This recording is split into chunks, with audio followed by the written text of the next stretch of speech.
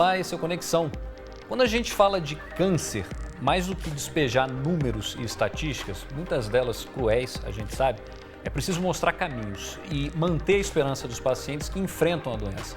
Nessa edição, nosso objetivo é explicar como todos nós podemos nos tornar potenciais doadores de medula óssea. O Instituto Nacional do Câncer estima que quase 6 mil novos casos de leucemia, por exemplo, vão surgir no biênio 2018-2019. A boa notícia é que existe tratamento e a cura é possível com a ajuda de doadores. Aliás, quer sentido maior de solidariedade do que essa atitude? Quem vai nos ajudar nesse bate-papo é o Dr. Luiz Fernando Bouzas, que participou diretamente da criação do Registro Nacional de Doadores Voluntários de Medula Óssea nos anos 90 e hoje é presidente do Conselho Científico da Associação Provita. E também a Daniele Oliveira, que coordena atualmente o REDOME, que é o Registro Nacional de Doadores.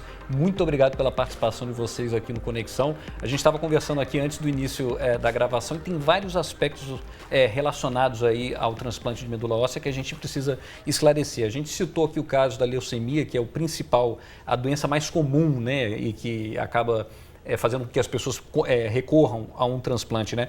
Mas não necessariamente a pessoa que tem hoje uma leucemia, ela vai ter a necessidade de um transplante. Existe todo um protocolo aí de tratamento, né, doutor Luiz? Sim.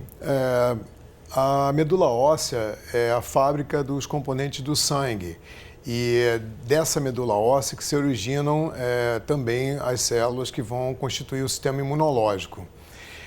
As leucemias, elas se originam dessas células e, obviamente, elas têm uma relação direta quando se utiliza o transplante de medula como uma possibilidade de cura para essas doenças.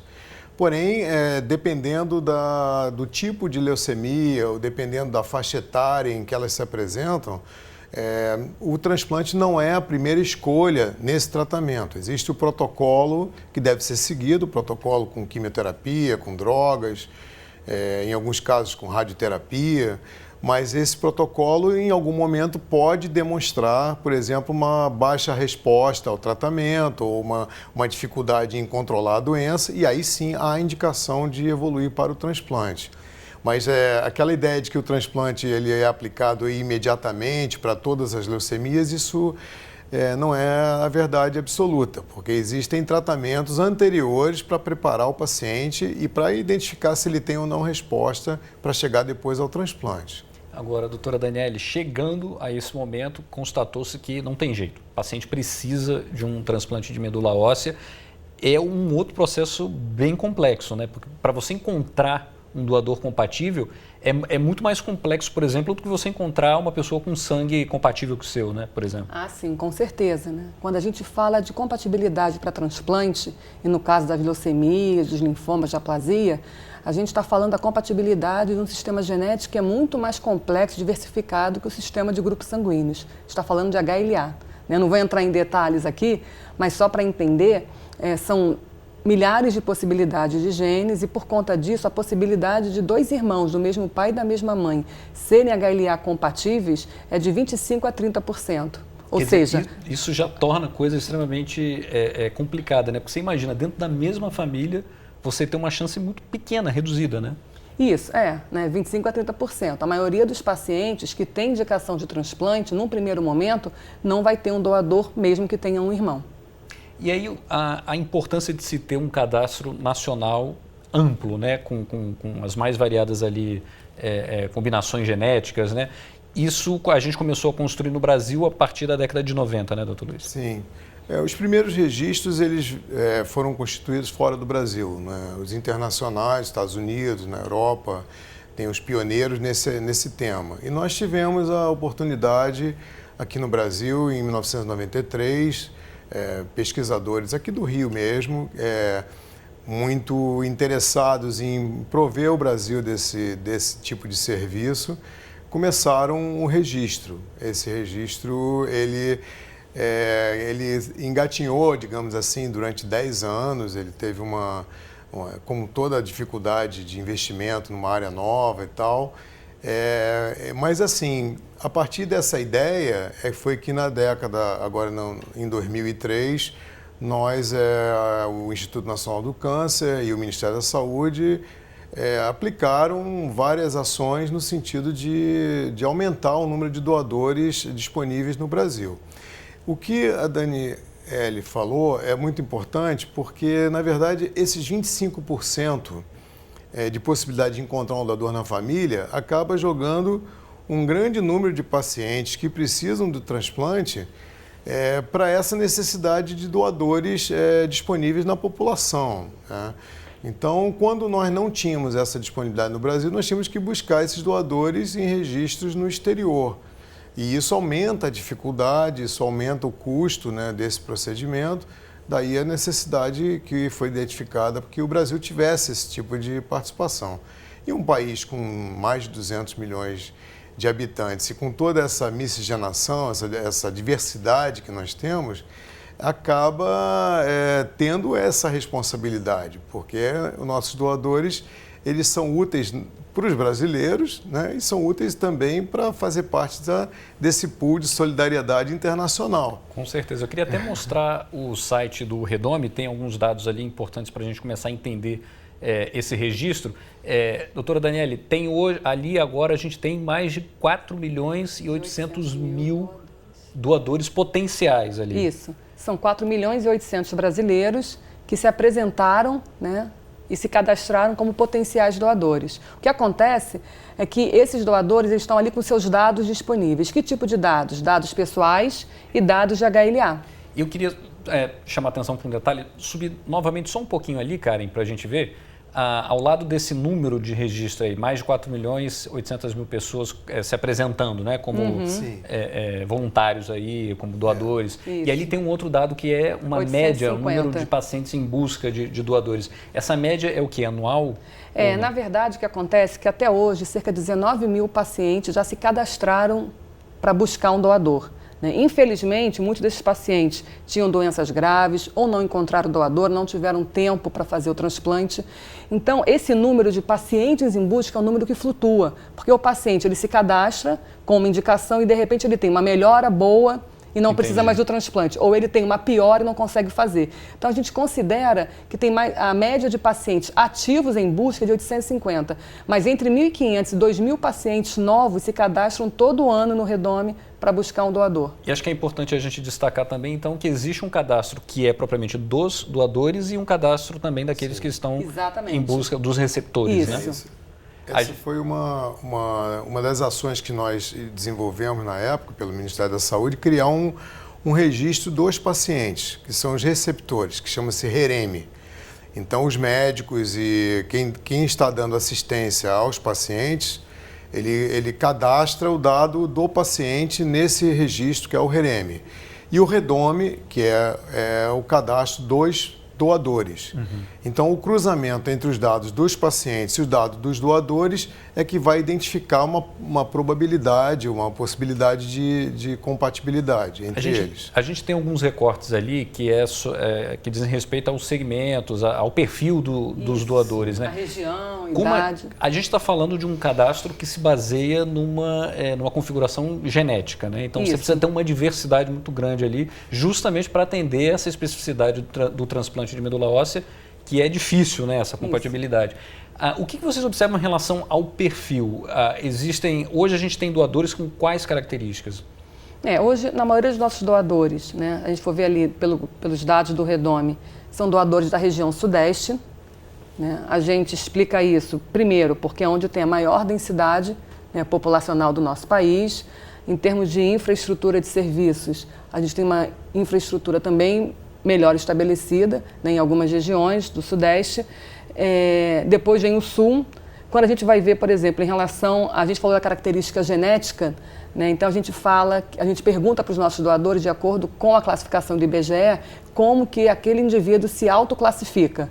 Né, se ele é branco, pardo, negro, e a maioria se declara branca, né, mas isso também está dentro a gente vê que tem uma diferença em relação ao que o IBGE tem encontrado mais recentemente, mas tem uma particularidade. A gente já fez estudos genéticos dos dados desses doadores, né, a partir dos marcadores de HLA, e na prática, pela nossa miscigenação, o que a gente vê é que o nosso branco não é tão branco, e o nosso preto não é tão preto, o nosso pardo, na verdade, né, a cor da pele Existe na nossa população diz muito menos sobre quem nós somos. Então, esses grupos, apesar de, em termos de características serem diferentes, em termos genéticos, eles são muito mais parecidos. E tem um fato interessante nesse aspecto, que foi esse estudo que foi desenvolvido, em que, por exemplo, as pessoas que se dizem brancas, por exemplo, na região norte ou na região nordeste, elas têm características genéticas distintas dos que se dizem brancos na região sul, sudeste. Com certeza. O que é interessante, porque a pessoa se classifica, mas não necessariamente na hora da compatibilidade as características vão ser as mesmas. Né? E essas questões são importantes justamente para se resolver essa questão da compatibilidade. Sim. Quer dizer, você saber exatamente se você tem um código genético mais para branco ou um código genético mais negro, isso interfere? Isso interfere, porque o nosso pool de doadores, quase 5 milhões de doadores, ele faz parte de um pool de mais de 30 milhões, 34 milhões de doadores no mundo. Então, na prática, quando um paciente se inscreve para buscar um doador, a gente busca na nossa base de dados, mas nós temos uma integração, né, de bases de dados internacionais, onde eu posso buscar doadores também em outros países. Então, a primeira coisa que a gente faz em termos de pesquisa é pegar os dados daquele paciente e dali eu já posso, né, inferir. Ele é um paciente mais com característica de ancestralidade branca, negra, parda, e isso vai nos ajudando e nos orientando até para dizer qual vai ser a facilidade ou não de encontrar um doador. Porque, infelizmente, apesar de serem quase 35 milhões, né, tem pacientes que têm uma característica genética, mesmo no nosso Brasil, muito única e não acham doador, nem no Brasil e nem em outros países. E essa arqueologia, digamos assim, do genética que é feita da ancestralidade, isso tudo via essa análise dos genes, realmente, né? Uma análise genética que vocês fazem, um exame. Isso, na verdade, o que a gente recebe é informação, né? Então, os médicos já estão orientados a solicitar o exame, vai para um laboratório especializado, faz o teste, chega para a gente o dado, né? Esses dados são usados em algoritmos, e aí tem modelos matemáticos,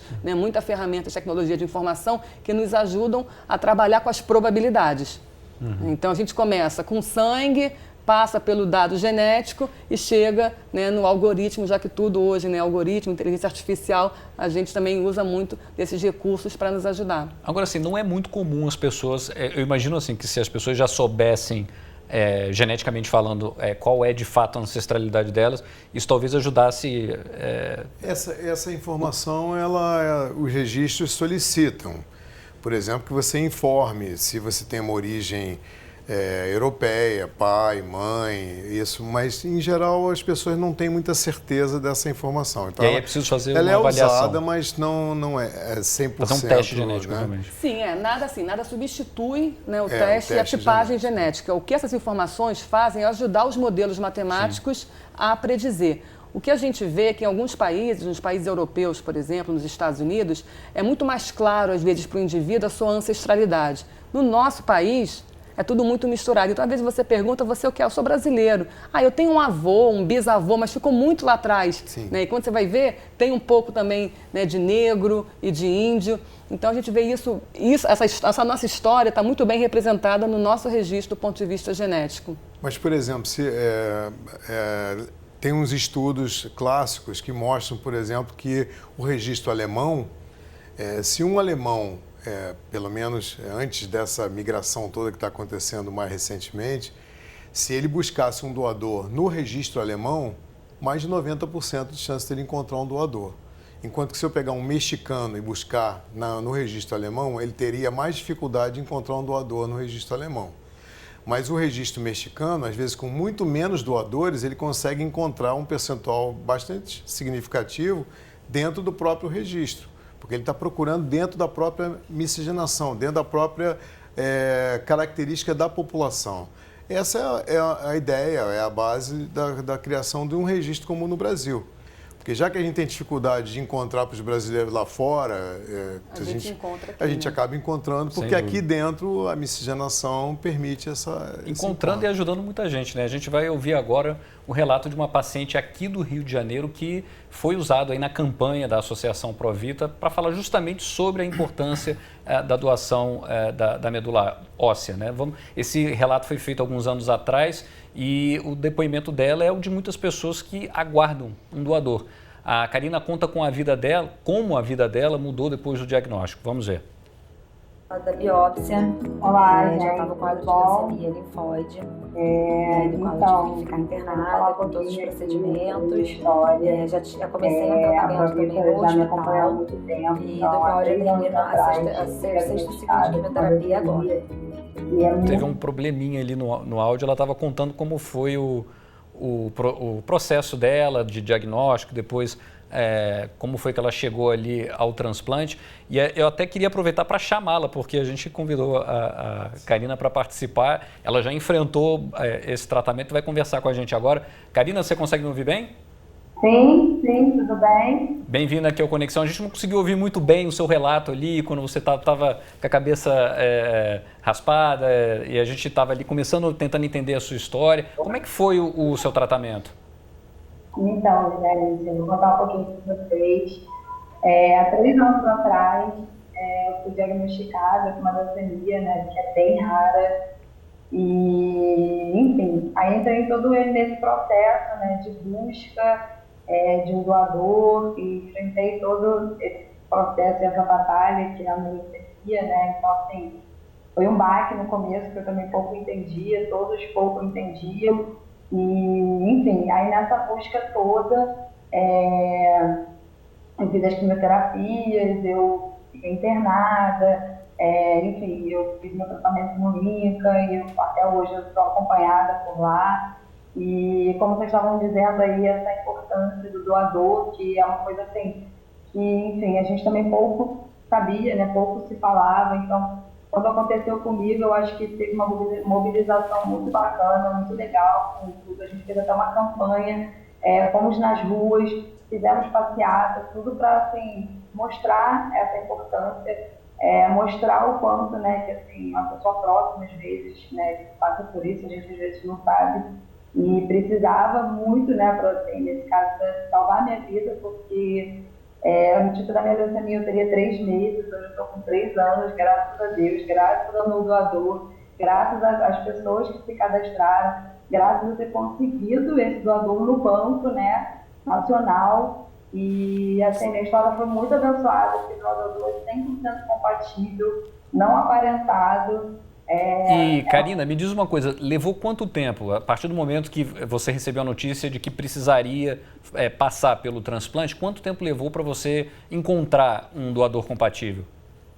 Então, no meu caso, a minha irmã chegou a fazer, né, o processo de tipagem para saber se era compatível, porque eu tenho 2 irmãs, só que só uma é sanguínea, só que ela não foi compatível. Então, logo assim, após eu ter entrado no banco, eu tive muita sorte. No meu caso, foram 3 meses e logo já veio a notícia de que eu teria encontrado um doador.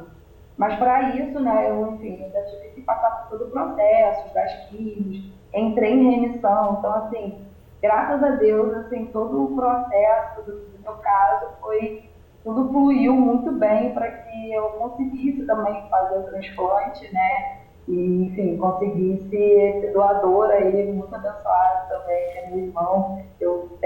Foi 2 meses agora que eu cheguei a conhecer ele, assim, incrível, assim, história indescritível mesmo, assim, para a vida. Maravilha.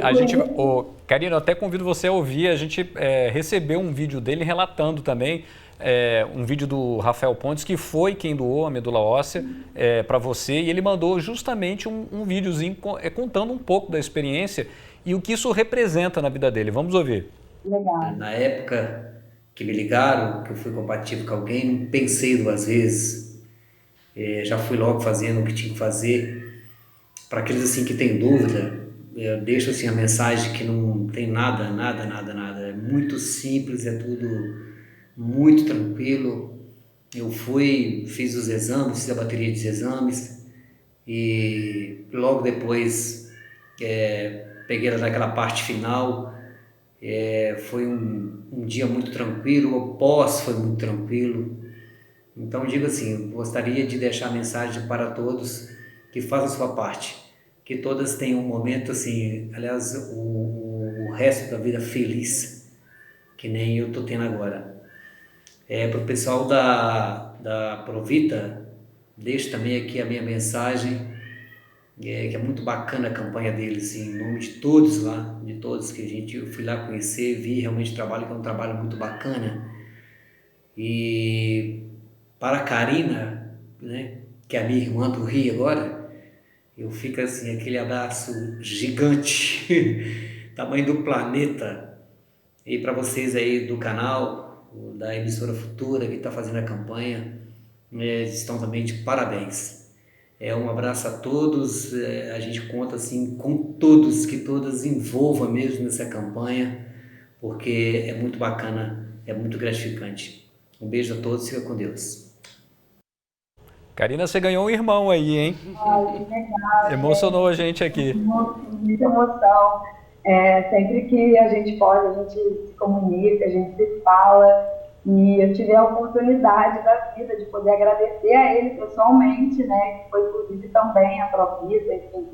E mais uma vez aí acompanhou e fez todo esse processo bacana para que tudo acontecesse, que era um sonho mesmo. Eu queria poder ter tido esse momento e eu tive, porque realmente é um anjo, é uma pessoa muito abençoada. Então essa campanha é uma campanha que a gente tem que abraçar e tem que falar cada vez mais, porque se eu estou aqui graças a um doador, então tem muitas pessoas que passam por isso, frequentam ainda o INCA, o SEMO, e muitas pessoas precisam. Então, assim, sem dúvida.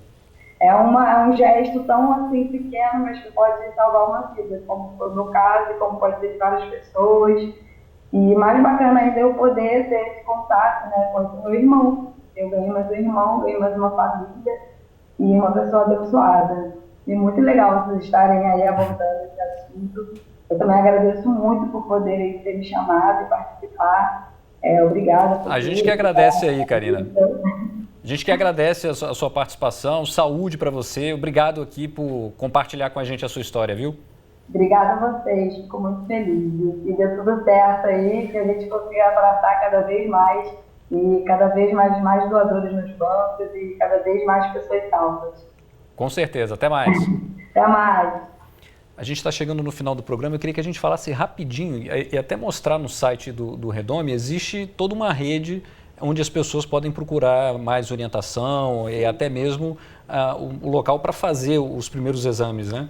Na verdade, o cadastro do Redome, nesses 4.800.000 doadores, são pessoas que procuraram os hemocentros das suas cidades, das suas regiões. Os hemocentros são os centros habilitados a receber esse cadastro. A gente está até vendo ali no site. E aí no site do Redome você tem, né, os endereços dos hemocentros, né?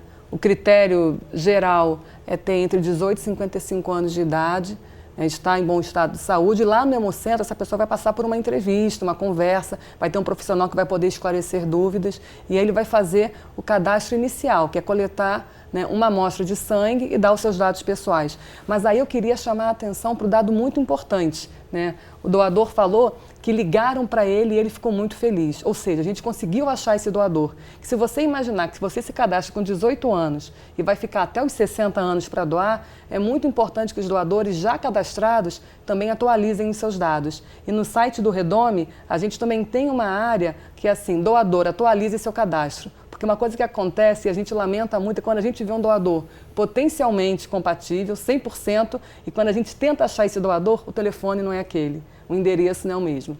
Então, os nossos doadores, né, que são maravilhosos, tem doador que doa no dia do próprio aniversário, né? É aniversário dele e ele dá o presente. Doa mais de uma vez. A gente tem histórias assim que são maravilhosas. Selecionados mais uma vez. Mas muitas vezes porque essas pessoas, né, mantiveram esse compromisso ao longo da sua vida. Porque se você entra com 18 anos, você vai envelhecer sendo um doador do Redome. Então você tem que atualizar o seu cadastro também. Eu queria chamar o site novamente para a gente atualizar o número ali. Ali em cima. Isso, ali. E tem ali, nessa região aí você...